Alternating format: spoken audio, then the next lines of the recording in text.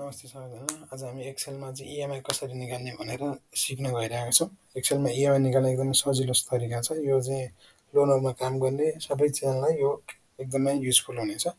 पहिला सुरु हामीलाई चाहिँ लोन एमाउन्ट चाहियो। लोन एमाउन्ट मानौँ 15 लाख।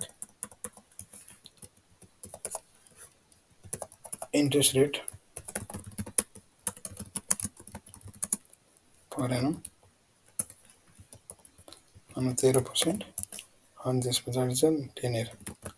यो चाहिँ मन्थमा राखेँ मैले, मन्थमा सजिलो हुन्छ त्यो फर्मुला। यो चाहिँ 10 वर्ष 120 भनेपछि इएमआई कति हुन्छ त्यसको। अब EMI निकाल्नलाई it's equal to PMT भन्ने हामीसँग फर्मुला हुन्छ।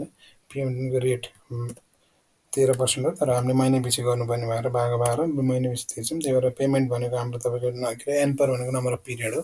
पिरियड हामीले कतिवटा पेमेन्ट गर्छौँ भने हामीले 120 वटा पेमेन्ट गर्छौँ 10 वर्षमा। अनि त्यस पछाडि अमाउन्ट कति हो भन्दाखेरि माइनसमा राख्नु होला, किन नेगेटिभमा आउँछ।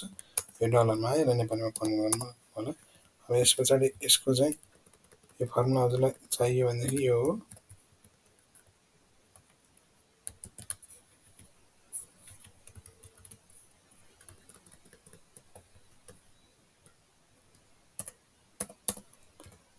हो। यसरी हामीले चाहिँ इएमआई निकाल्न सक्छौँ। अरू भिडियोको लागि हेर्नु होला है। धन्यवाद।